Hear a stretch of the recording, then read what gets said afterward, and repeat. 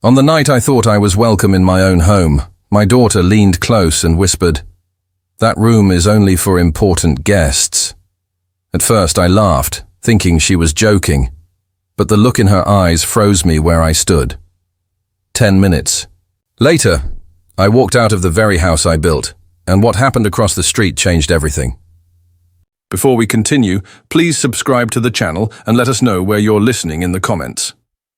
I never thought the day would come when I'd be treated like a stranger in the very home where I once tucked my daughter into bed, kissed her forehead, and whispered promises that she was safe under my roof. That night, the house did not feel like mine anymore. It felt like a stage where I had been recast as an extra, someone meant to stand quietly in the corner, forgotten unless he became inconvenient. I walked in expecting warmth, expecting the faint echo of family. Instead, I walked straight into humiliation disguised as hospitality. It was a Saturday evening, the kind of night where families usually gather, share food, exchange laughter that travels down hallways like music. My daughter had insisted on inviting a group of friends from her new circle, business partners, their spouses, the kind of people she now called family. I didn't mind. I told myself it was her house too, her space to shape. But as I entered the living room, dressed in the same pressed shirt my late wife used to love on me, I noticed something had shifted. The decorations looked curated, not lived in.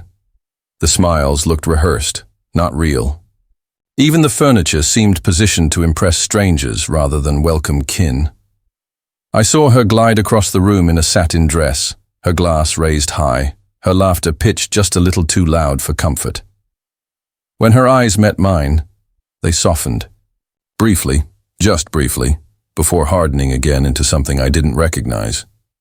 She approached with a calculated smile, one that carried more performance than affection. "Dad, good to see you," she said, but her voice trembled in the way people do when they're embarrassed of something or someone. I extended my arms, but she stopped me with a hand on my wrist. "Listen," she whispered, leaning in so close I could feel the whine on her breath. "That room over there, the guest room, you can't sit in there tonight. It's for important guests only." Important guests. The words sank into me like cold water poured straight into my chest. I looked around the room, scanning faces I barely knew, people who had known her for a fraction of the time I had carried her, sacrificed for her, protected her. Strangers who now held a higher rank in her home than her own father. My throat tightened, but I didn't argue. I wanted to ask her what she meant, why she chose those words, but my pride wouldn't let me. I nodded slowly, as though her request were nothing, as though I had not just been exiled in front of people who smirked into their glasses, pretending not to notice the fracture happening in real time. I stepped back, silent. She returned to her crowd, laughter restored, and I stood like a forgotten shadow pressed against the wall. I watched as she poured wine for them, her hand brushing against one man's sleeve, her smile brighter than the one she had offered me. I felt small, smaller than I had ever felt in my life, even smaller than the boy I once was, standing in my father's workshop, afraid of disappointing him. But this time, it wasn't fear that bent my spine. It was betrayal. I thought of her mother, how she used to prepare the guest room with care when relatives visited. Fresh sheets, lavender tucked beneath pillows, a vase of flowers on the nightstand. She had always said that our home was an extension of our hearts, and that anyone who entered should feel love first, comfort second.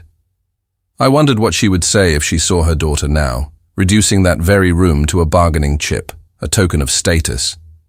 Would she recognize the girl we raised? Would she still call her ours? The evening dragged on. Conversations swirled. Clinking glasses filled the silence I refused to break. My chair by the kitchen counter became my exile.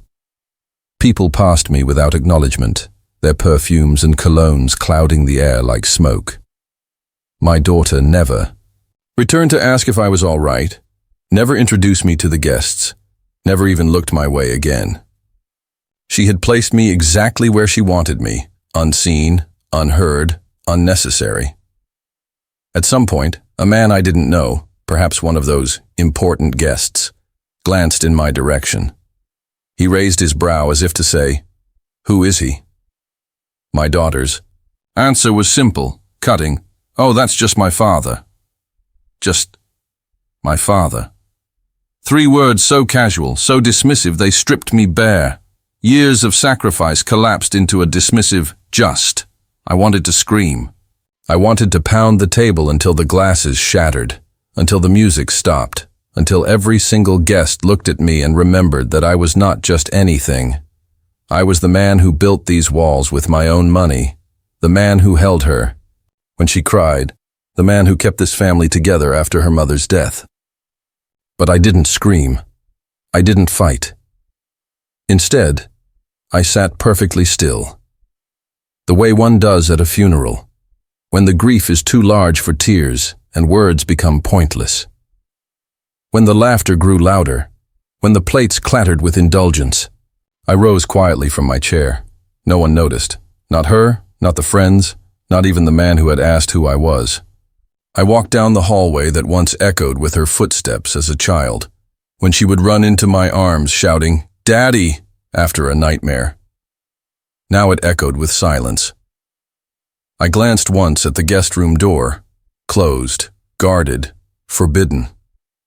I placed my hand on the wood, felt the grain beneath my palm, and withdrew it as though it were a wound that might bleed if pressed too long. I stepped outside into the cool night. The air was sharp, the kind that bites at your lungs and clears your head. I stood under the porch light for a moment, listening to the muffled laughter, leaking through the windows. My daughter was inside, entertaining strangers, guarding a room from her own blood. I was outside, in the shadows, holding back an ocean of words that would never leave my lips. I didn't yell. I didn't cry. I just got up and walked out of my own house. The house has always been more than walls and bricks to me. It was my testament, my one true monument in a world where men like me leave little behind except scars on our hands and lines on our foreheads. Every inch of it bore my imprint. The sweat I poured into long shifts, the hours spent counting coins until they became bills, then payments, then wood and mortar. I didn't inherit it. I didn't stumble upon it. I built it, brick by brick, sacrifice by sacrifice, until it stood like a lighthouse calling my family home. I still remember the day we first crossed its threshold. My wife was glowing, though the years of work and worry had carved small shadows under her eyes. She walked barefoot across the living room floor, running her palm along the freshly painted walls as if blessing them with her touch. "This is it," she whispered, voice trembling with gratitude. My daughter, barely tall enough to see over, the windowsill, spun in circles with her arms wide open, her laughter rising into the high ceiling as though the house itself was inhaling her joy. That moment never left me. It was the first time I felt like a man who had fulfilled his promise. I had told my wife, when we were young and broke, that one day she wouldn't have to choose between groceries and rent, that our child would grow up with a room of her own, that we would not live like shadows moving from one borrowed roof to another. That day, standing in the middle of an empty room that smelled of paint and hope, I knew I had kept my word. The dining table became the heart of our home. We bought it second-hand, scratches and all, but to us it was a throne. Every evening, no matter how tired I was, no matter how much my back ached from carrying the weight of the day, I sat at that table and listened. My wife's soft laughter, my daughter's chatter about school, about friends, about dreams that stretched further than our little town. There were nights we had nothing but rice and lentils to serve, yet even then we feasted, because we had each other, because we had walls that sheltered us, because we had a roof that was ours. Birthdays were marked on those walls. Little pencil lines near the kitchen door tracked my daughter's height as she grew. 1st grade, 5th grade, 12th grade. I refused to paint over them, To anyone else, they were marks of neglect. To me, they were scripture. They told the story of a girl becoming a woman under my roof in the house that I bled for. I recall nights when storms rattled the windows, when thunder cracked so loud it made the lights flicker. My daughter would bolt from her room, eyes wide with fear, and crawl into our bed. I would hold her tight, whispering that the walls were strong, that nothing could break through while I was there. And she believed me.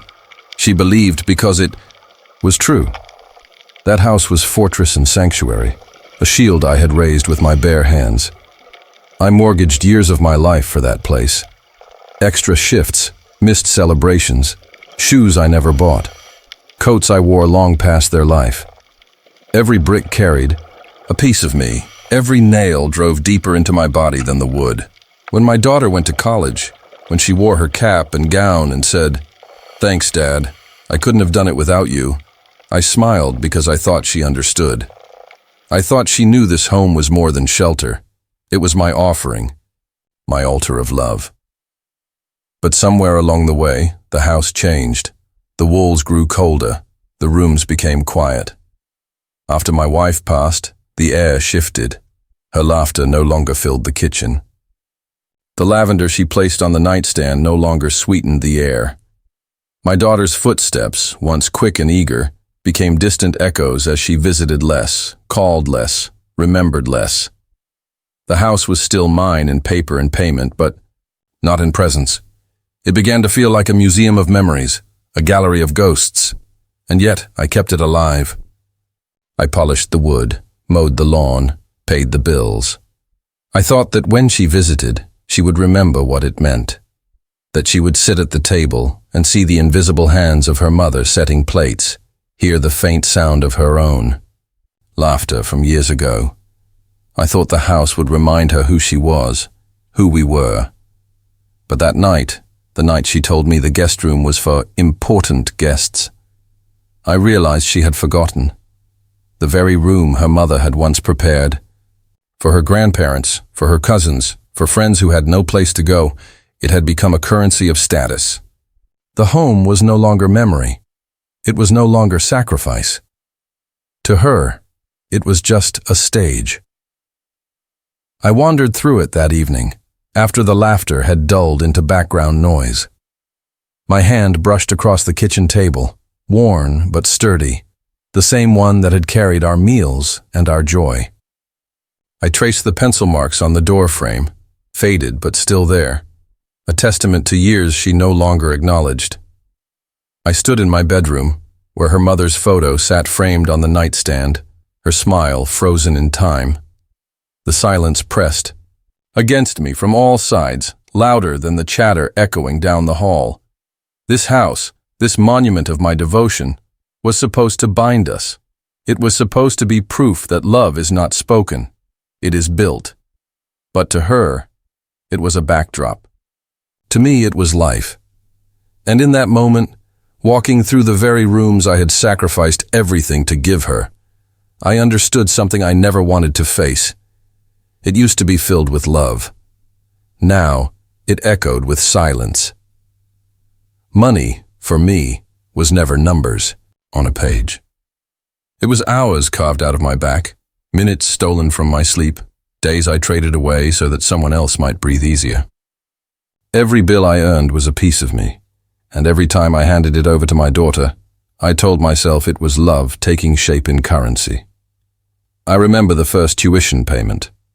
The envelope sat heavy in my jacket pocket as I walked into the bursar's office. My hands trembled when I signed the check. It wasn't the fear of not having enough. It was the weight of giving everything I had so she wouldn't have to worry. My wife had cried when we first saw the tuition statement. "How will we ever afford this?" she whispered, her voice cracking like thin glass. I had taken her hands and said, "Don't you worry, I'll find a way." And I did. Extra shifts, double shifts, a second job during weekends. Nights when my body screamed for rest, but I ignored it. The day of her graduation, she ran into my arms with her gown still draped across her shoulders, her cap tilted, tassels swinging wildly.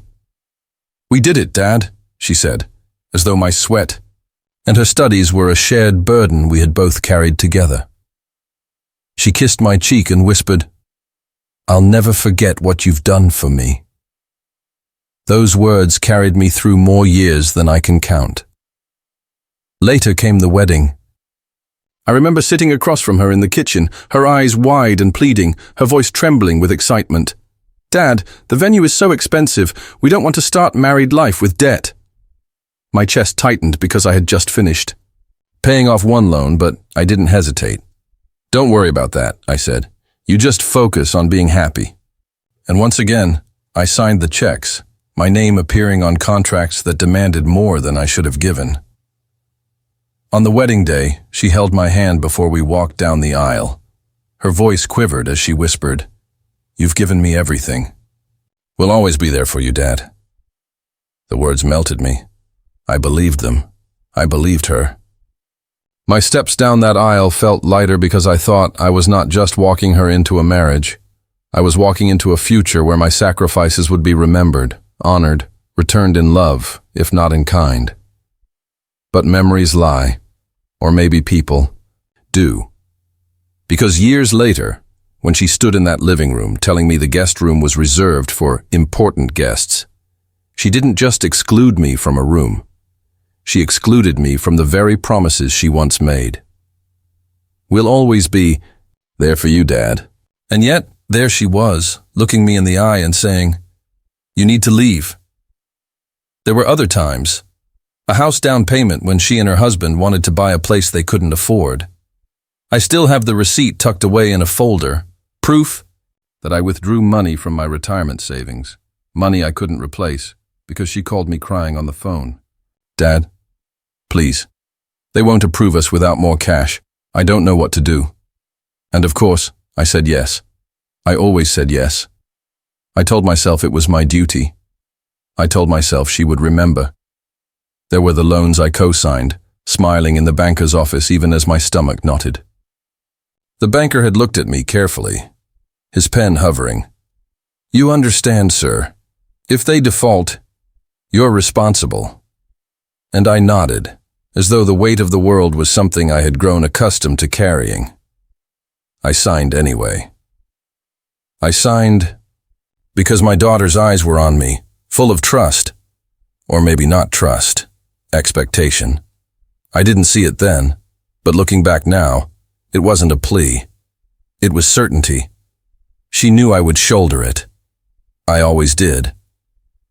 I remember a night years ago when she came home late, exhausted, her mascara streaked from tears. A breakup, a betrayal. She collapsed on the couch, and I held her, whispering, "You'll never be alone, not while I'm alive." She looked up at me, her voice muffled by sobs. "You're the only person I can count on, Dad." And I believed it.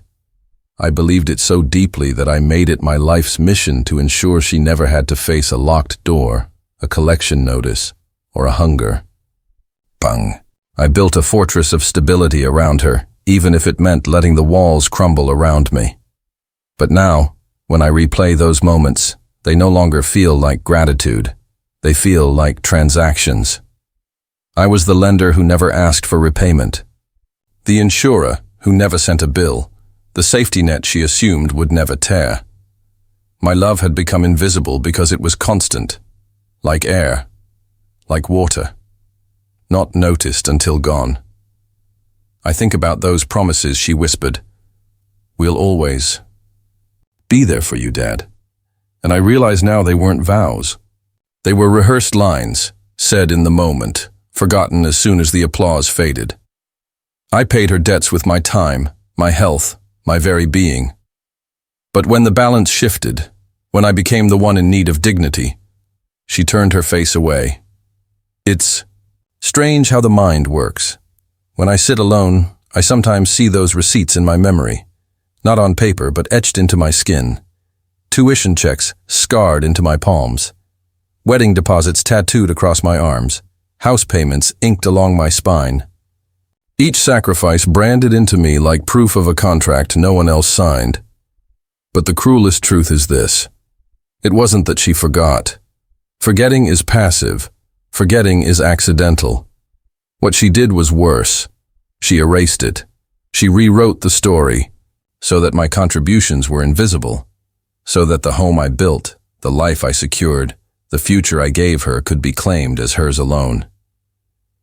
I used to believe love was remembered in the details, in the hugs, in the whispered thanks, in the quiet looks of appreciation. Now I see it differently. Love, when unguarded, is treated like credit. And once maxed out, once exhausted, people discard the hand that signed the check. And so I stand in the silence of this house, surrounded by ghosts of dinners, of laughter, of tears I wiped away. I hear her voice echo from years past. "We'll always be there for you, Dad," colliding violently with the sharpness of her recent command. "You need to leave." And in that echo, in that contradiction, the truth finally became unbearable. They didn't just forget me. They erased the debt I paid with love. Grief can blind a man, but silence clears his vision. After that night in the guest room hallway, after the humiliation of being told I was less important than strangers, I began to see the cracks that had always been there. They weren't sudden. They weren't new. They had been forming quietly beneath the surface, like termites chewing at wood, invisible until the structure gives way. And now I was ready to look closely. I started with the bank. It was an old building, the kind where marble floors meet fluorescent lights, dignity meeting decay. The teller, a young man with a rehearsed smile, led me to an office.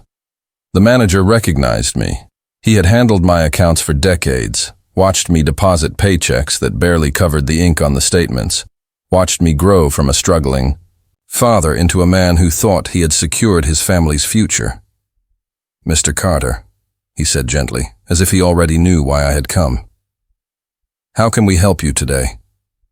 "I need to review the accounts I co-signed for my daughter," I told him. "All of them." His smile faltered.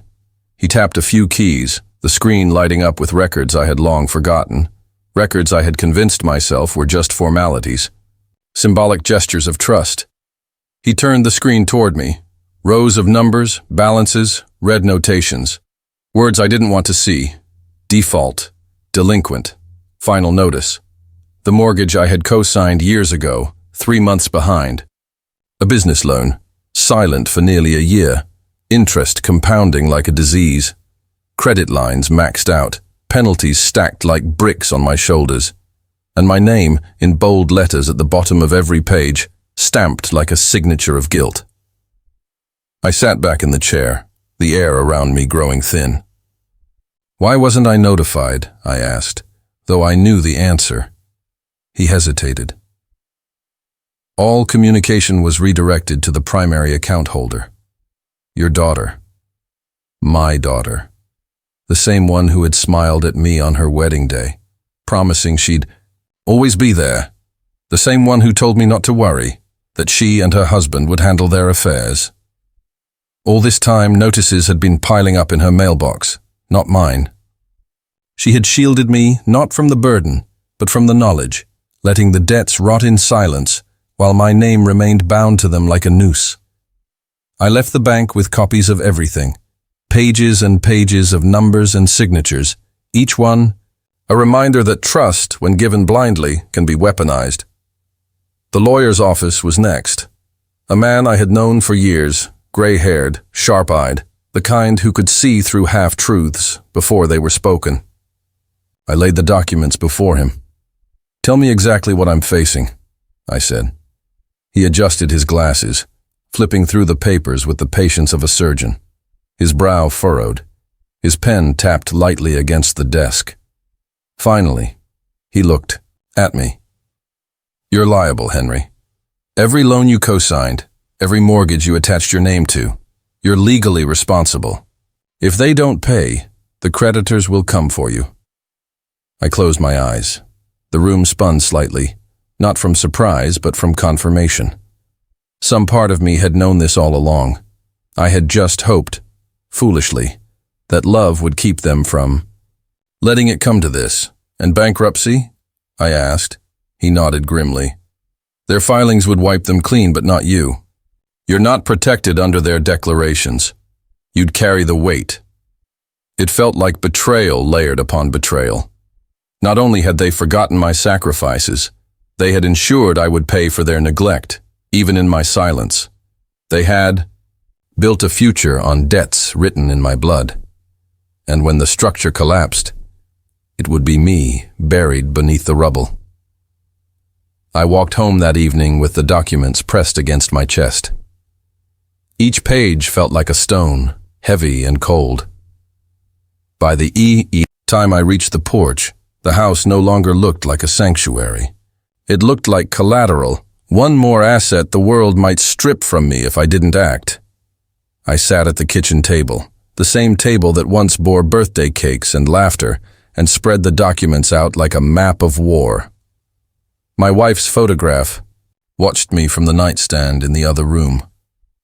Her eyes seemed to ask, "What will you do now?" For a long time I stared at the numbers, at the signatures binding me to chains I hadn't realized were still locked.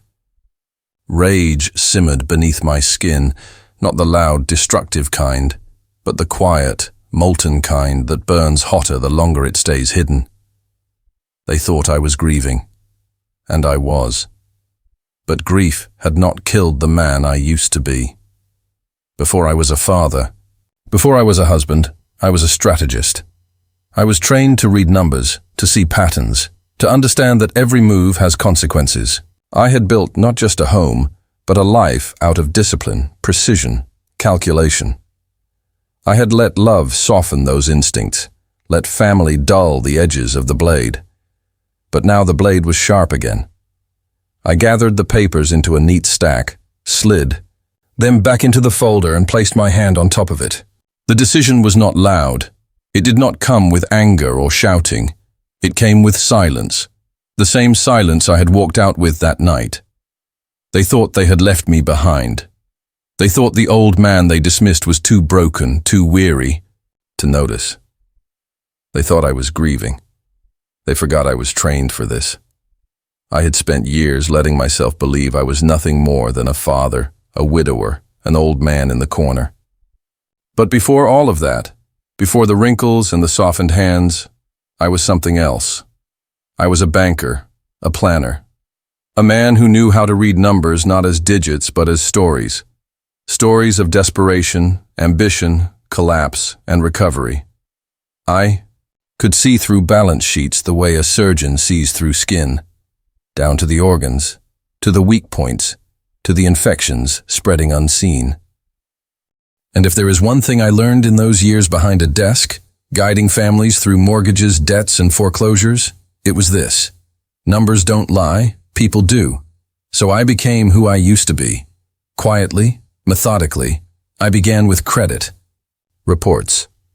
Old contacts still answered my calls, perhaps out of respect, perhaps out of pity. But it didn't matter why. They delivered. Within a week, I had full profiles in front of me. My daughter and her husband had bled every line dry, each card maxed out, each account teetering on default. They had refinanced twice on their home, swallowing equity like a gambler drinks whiskey. Fast, reckless, believing it will never run out. They had even opened accounts in my granddaughter's name, draining what little innocence remained in that household. I wasn't surprised. Anger, yes, but not surprise. This was the story the numbers told, and numbers don't soften their truths. I ordered property records next. Deeds, liens, foreclosures pending. It read like a slow-motion car wreck. Every page another crumpled. Fender, another shattered window. I highlighted, annotated, built a file so thick it could choke a desk drawer, and then came the legal documents. I visited my lawyer again, but this time not as a client crawling for answers. I went as a man, with strategy in mind. I asked about clauses, about escape routes, about liability transfers. I listened as he explained loopholes, clauses in contracts, the fine print that most people skim. I didn't skim. I memorized. I underlined. I made copies. Every night, I spread the papers across the dining table. Where once there were plates and silverware, now there were balance sheets and ledgers. Where once my daughter laughed over dinner, now the numbers whispered truths she could never erase. The house that had echoed with silence now hummed with calculation. I traced arrows between debts, connecting timelines, building a map of their downfall. Mortgage due dates aligned with business loan defaults, which aligned with credit card penalties. It was all connected, like arteries clogging at once, waiting for the inevitable collapse. There was no anger in me anymore. Not the kind that screams or breaks. My rage had calcified into focus. Cold, sharp, precise. I met with an old colleague, a retired auditor who owed me a favor. Over black coffee in a quiet diner, I slid documents across the table. "Walk me through the cracks," I said. He raised a brow but didn't question. For hours we sat there, his pen scratching across paper as he circled weak points. A missed filing here, a clause they hadn't noticed there. Each circle was a weapon, each annotation, a loaded gun. When he finally leaned back, he smirked. "They're drowning, Henry. You just need to decide whether you'll throw them a rope or an anchor." I said nothing, but my silence was its own answer. The next step was preparation. I drafted letters, formal, impersonal, the kind that slice deeper because they carry no emotion. I addressed them to creditors, to banks, to collection agencies. I requested statements, initiated reviews, demanded clarifications. Every letter was signed with my name, steady and controlled, the same name my daughter had once used as her shield. Now, it was the sword. Days bled into nights, but I didn't tire. I felt something awaken in me, something I thought grief had buried. Discipline, clarity, control. I moved like a man who had been asleep for years and finally opened his eyes. And through it all, I thought of chess. People imagine chess as a game of attack, of direct strikes. But those who truly understand know it's about positioning, about seeing 10 moves ahead while your opponent celebrates one. It's about patience, about letting them believe they are winning while you tighten the noose around their king. Daughter and her husband thought they had put me away, tucked me into irrelevance, reduced me to a man who should sit quietly in the corner while they played at importance. But they forgot who had taught them about responsibility in the first place. They forgot who had written checks when they were broke, who had explained interest rates when they were too young to understand, who had stood at every milestone with open hands. They thought I was a pawn. They were wrong. One evening, as the sun sank low and painted the kitchen in gold, I stood over the mountain of papers I had assembled.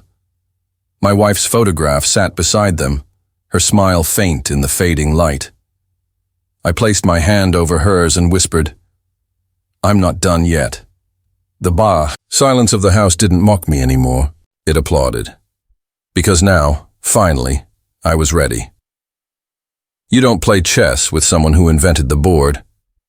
The thing about silence is that it magnifies everything. You don't need to raise a hand when life itself becomes the executioner. All I had to do was step back, and the cracks widened into chasms. Their downfall was not sudden. It was a slow unraveling, like a rope fraying strand by strand, until there's nothing left but dust. The first sign came quietly, a loan rejection. I knew it before they did. One of the banks I had written to sent me a copy of the correspondence. My daughter and her husband had applied for refinancing, desperate to stretch their debts into one more illusion of solvency. The letter was cold, merciless, stripped of apology. Application denied, excessive liabilities, insufficient collateral. I read it over morning coffee, the steam rising in gentle curls as if mocking the urgency of their despair. Not long after, whispers reached me of their business troubles. My daughter's husband had poured borrowed money into a venture he barely understood, propped up with bravado and empty promises. Customers dwindled, reviews soured, suppliers stopped extending credit. One evening, as I walked past the storefront, I saw him standing outside on the curb, hands on his hips, staring at the sign above the door as though it might fall and crush him. The lights inside were dim. A single employee sat at the counter, scrolling through his phone. The empire he had promised my daughter was nothing more than a sinking raft, too small to carry even one of them. The arguments followed. You could hear them even from the street. Shouted words spilling out of open windows, slamming doors echoing into the night. Once, as I walked by their house, I caught fragments of a fight that sliced through the air. You said your father would help. He's not going to bail us out this time. The words cut sharper than any blade. My name had become the battlefield they fought upon. My silence was the grenade neither of them knew how to defuse. Then came the smaller humiliations, the things no one else notices but which a father sees as clearly as blood. The car that coughed smoke at the side of the road, hood propped open, my daughter standing in the cold, arms wrapped around herself as her husband cursed into the engine. The look on her face wasn't just frustration, it was recognition. For the first time, she was staring at a life without a safety net. I did not stop. I drove past slowly, my eyes hidden behind the glass, my hands steady on the wheel. She didn't see me, but I saw her. And in that moment, I realized revenge does not always come in thunderclaps. Sometimes it comes in the quiet observation of someone finally tasting the life they thought themselves above. Foreclosure letters began arriving next. I didn't need to intercept them. I could see the weight of them in the way they walked. Shoulders slumped, voices lowered, smiles rehearsed when neighbors passed by. Pride dissolves quickly when bills pile higher than hope. And still, they didn't come to me. Not yet. Perhaps they were too ashamed, or perhaps too stubborn. Either way, their silence mirrored mine, but theirs was born of fear, mine of control. Went about my days calmly. Grocery runs, morning walks, evenings spent reading at the table where their debts lay neatly filed in drawers. I lived as though nothing had changed, yet everything had. I no longer carried their burdens. I simply watched them stagger beneath them, every stumble a reminder that love abused becomes justice deferred. There was a poetry to it, though bitter. They had spent years believing my role was to provide endlessly, like rain watering a field no matter how recklessly it was trampled. But as their world dried out, as their crops of ambition withered, they began to learn what they had refused to see. They thought I was the rain. I was the drought. The drought doesn't announce itself. It doesn't roar or strike. It simply withholds. And in that withholding, it teaches the value of every drop once wasted. I became the drought, not cruel, not vindictive, simply absent. And absence, it turns out, is the sharpest form of presence. Weeks passed. The business shuttered. The car broke down for good, rusting quietly in their driveway. Creditors began calling at all hours, neighbors whispering about the shouting that never seemed to stop, and I remained where I'd always been, in the house they forgot I built, surrounded by the ghosts of their promises, unmoved by the tremors of their collapse. I did not intervene. I did not rescue. I simply bore witness. That was enough. Because sometimes the greatest revenge is not the blow you strike, but the silence with which you let life do the striking for you. It was evening when the knock came. Not the casual rap of a neighbor or the hurried pounding of a stranger, but a hesitant, dragging knock, the sound of pride collapsing against wood. I opened the door and found my daughter standing there, her husband a step behind her, both worn, down by shadows under their eyes and clothes that had lost their fit. "Dad," she whispered, her voice already breaking. "Can we come in?" I stepped aside without a word. They entered like prisoners into a courtroom, shoulders hunched, faces pale, the silence of the house pressing down on them like judgment.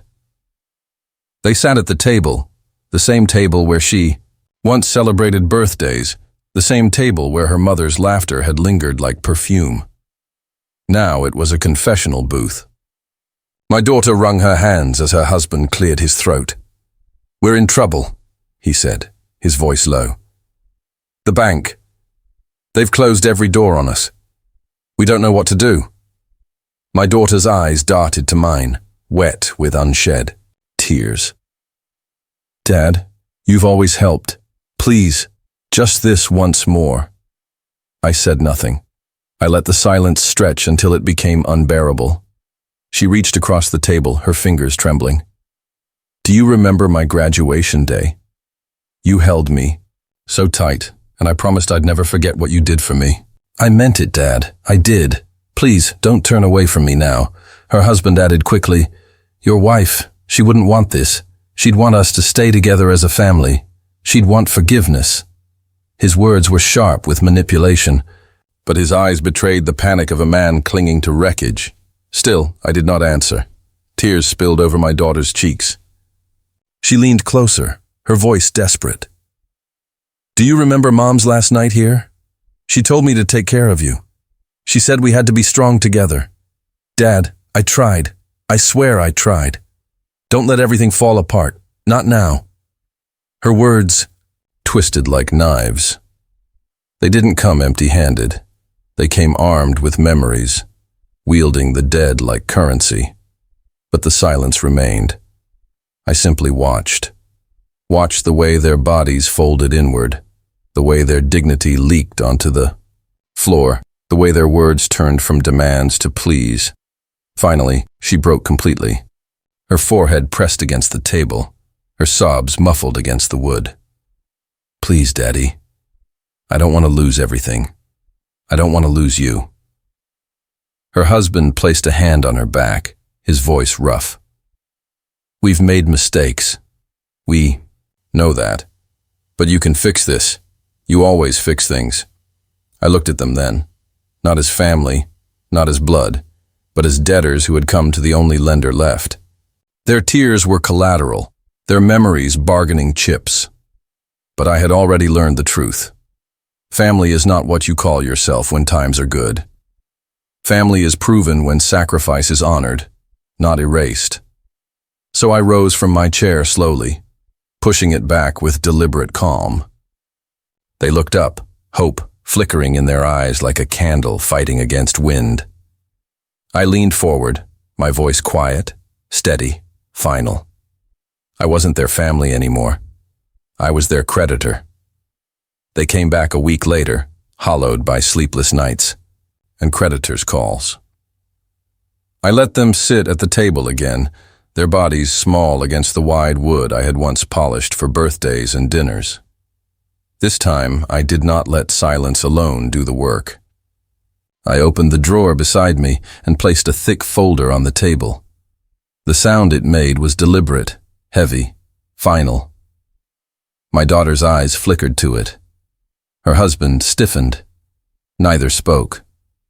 I opened it slowly, page by page, laying the documents out in a neat row as if I were setting dinner plates. Bank statements, loan records, foreclosure notices, signed contracts with my name alongside theirs. Each page landed with the weight of truth they had tried to bury. Her face paled. His throat tightened. I did not raise my voice. I simply slid. The papers closer, tapping the signatures. "That's mine," I said softly. "Everywhere you see my name, that's me, tied to your debt." My daughter shook her head, whispering, I didn't want you to know."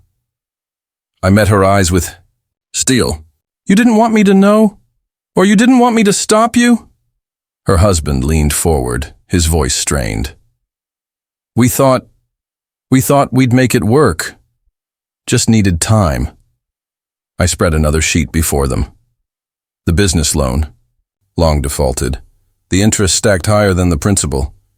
His signature beside mine. His eyes dropped to the floor. "You used my name as a shield," I said. "While you smiled at me, you were stacking stones on my chest." They had no defense, only silence, broken by shallow breaths and the occasional scrape of paper as they shifted. My daughter reached for a page, trembling fingers tracing the red ink stamp that read final notice. Her lips quivered. "Dad, how did you—" "I watched," I said, quietly, carefully. "While you thought I was grieving, I was gathering. Every call, every record, every report." Her tears came then, sliding down her cheeks, but they no longer softened me. I had prepared for this moment, armored myself in facts no apology could erase. Her husband tried one last move. "You don't understand, I cut him off, my voice steady as stone. "No, I understand perfectly. You thought time and ignorance would protect you, but ignorance is not protection. It's negligence, and negligence has consequences." They stared at the documents, the trap now visible. Every page a wall, every signature a bar. They weren't looking at paper. They were looking at the architecture of their own collapse. I leaned back, folding my hands, my voice low, but unshakable. "You thought you were playing me. You forgot who taught you the game." The room stilled. Power had shifted so fully that it was tangible, a change in the air itself. They were no longer petitioners, they were defendants. I was no longer father. I was judge, jury, executioner, all without raising my tone. I gathered the papers into a neat stack, tapped them against the table, and slid them back into the folder. The sound was the gavel closing a case. Then I looked at them both, my voice calm, almost gentle. "Let's talk terms." They sat across from me, hollow-eyed, hands clenched in their laps, waiting for me to speak. The folder of debts rested beside me like a loaded gun. I opened it once more, not to wound, but to dictate. "I'll help," I said at last. Relief flickered across their faces, desperate, unguarded. I let it linger just long enough before continuing. "But my help will not come without conditions." My daughter leaned forward. "Anything, Dad. Please." Her husband nodded quickly. "We'll do whatever it takes." I studied them in silence before laying down the first term. A public apology, not whispered behind closed doors, not a half-hearted excuse. You will stand before this family, your cousins, your uncles, the people who still believe in your smiles, and you will confess. You will say what you did. You will acknowledge what I carried for you, and what you erased. Her face twisted. "Dad. Not in front of everyone, that's humiliating." I didn't blink. "Yes, it is, and that is the point." The second term came just as quietly. A legal contract. From this day forward, every cent you spend will pass under my eyes. No more secret loans, no more hidden accounts. I will have control. Not because I want it, but because you've proven you cannot. Be trusted with freedom. Her husband bristled. "That's Dad. That's too much." I leaned forward, my voice steady. "Too much is what you asked of me when you tied my name to debts you never intended to pay. Consider this balance." The third term was softer, but sharper. "Therapy, both of you. You'll sit in those rooms and peel back the arrogance that rotted your judgment. If you want my hand, you will rebuild yourselves piece by piece, not in shadows, but in light." They exchanged a look. Resistance. Flashing, pride stiffening, but pride is brittle when weighed against survival.